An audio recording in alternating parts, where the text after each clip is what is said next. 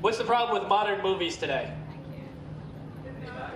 Yes, they suck. Okay. George Lucas claims that this is the death rattle of the blockbuster films this year, you know, because he's not making movies anymore, so therefore no one else should. So here's the thing. Everybody and their mother wants to take comic books, wants to take movies, and make them into movies, wants to take novels and translate them into movies. All right? Why the hell can I not get a Wheel of Time anime? Anyone? Does anybody know who Robert Jordan is? Yeah. This is what's wrong with the generational gap in America!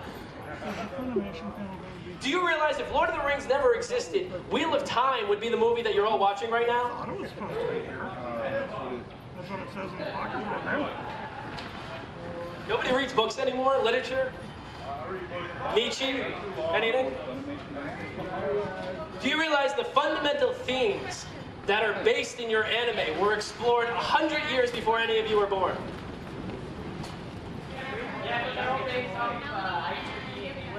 Oh, I think it's Wish, yeah. And the Honeymooners. Because that's what came over first, right? First it was Mickey Mouse, and then when we all had big eyes. And now we just can't wait till there's another Gundam Seed that'll suck so we can complain about it.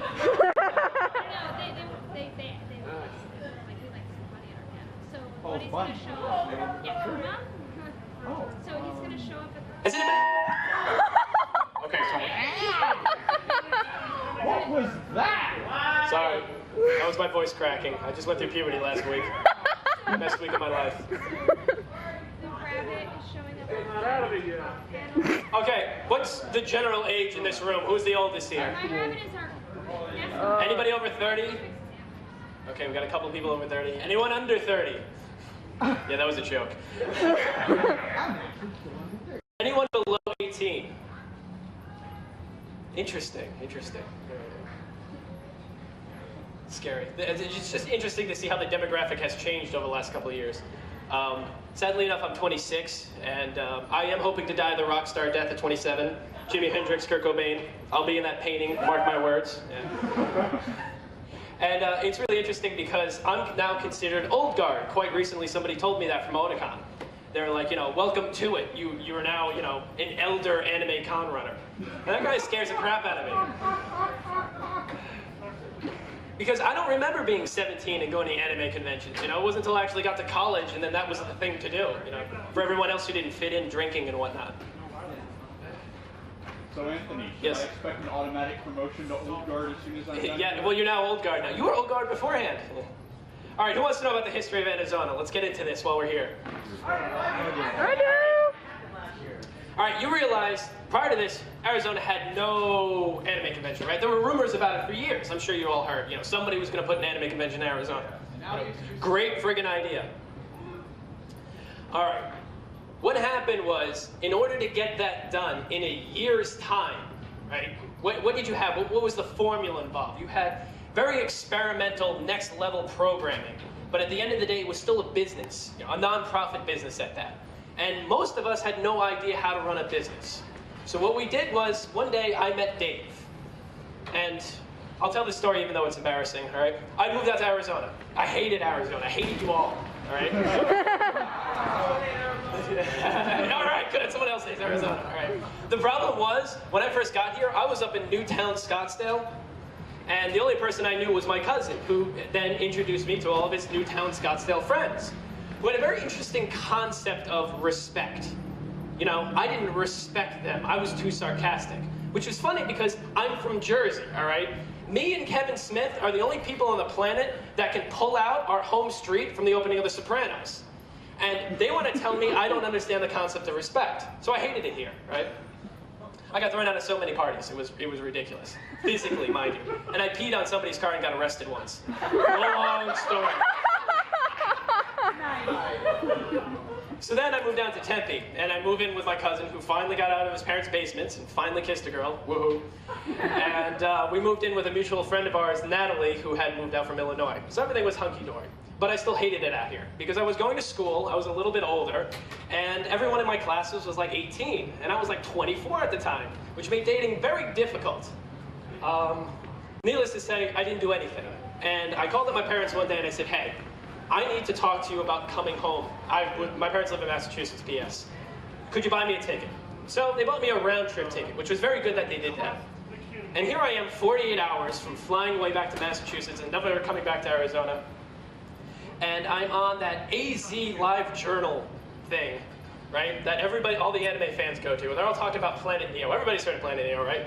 Yes. Okay. And Planet Neo had held some event. It was great. And, you know, oh, I love Planet Neo, and I'm going to Planet Neo. I didn't know about Atomic at the time, and I'm sorry I didn't. But that's another story.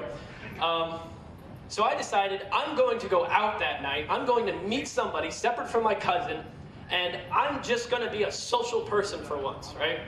So I go to the frickin', comic shop, which turns out to be across the street. I actually walked there. Yes, I was drunk at the time. And I get in there and I pretend to be into like some sort of shoujo manga or something like that. I think it was Azumanga Daioh, and I'm pretending to be into it and all. And there's this like 5'0" redhead, right, sitting behind the counter. So in my warped sense of thinking, I'm like, well, since I'm 40 hours away from going home, I'm going to hit on this girl, right? As I'm trying to muster up the courage, I said, no, I'm going to hit on this girl and sleep with this girl tonight. Big mistake, all right? I muster up the courage, I'm like, hi, I'm Anthony, I'm from out of town. How's it going? She's like, oh yeah, great, I work here, blah, blah, blah. Go look at something, go buy something, we need money, all that sort of shit. And ironically enough, earlier that night, I had heard about a group of kids at a college. They are the Demers. I'm sure some of you have heard of them. They have a really bad stigma. They're not really into goat play, despite contrary to popular belief. All right, maybe that's a little over people's heads. Again, sorry from New York.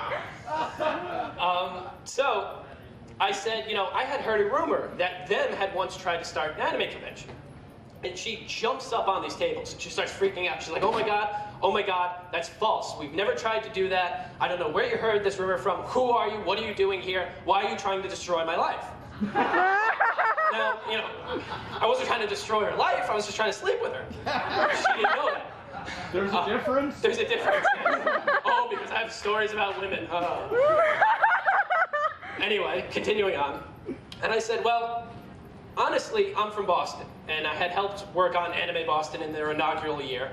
And all of a sudden, she starts freaking out because apparently Dave had been asking about meeting somebody from Anime Boston to possibly start talking about making a convention. So she said next Thursday is their meeting. Now this was like a Monday or something like that. And I gave her my number, and she says, hey, I'll call you, which is good, and I'll escort you to the them meeting, and you can meet Dave and, talk shop and whatnot. So, all right. So I wait by the phone. Literally, wait by the phone. I'm waiting. Finally, like the day before she calls, she's like, hey, it's going to be at the MU at ASU, like everything else out here. And I'll meet up with you beforehand, but I'm going to be running a little late because my kid is sick. Now, in my warped brain, I heard kid, that part I did hear, but I figured I'll give her the benefit of the doubt because maybe she got knocked up or something, and it's still okay. Again, wrong. Thursday comes, I meet up with her outside. She's got the kid in the stroller and whatnot. I'm like, okay, I can deal with this, Single mother, I hope. All right, this will be cool. And not. So we get inside an elevator, and I keep looking at her hands trying to find a ring, and apparently she wasn't wearing it that day, right? And then finally someone, I think it might have been Dave, had brought up about her husband. From that point on, I knew I was never going to get a chance to sleep with her.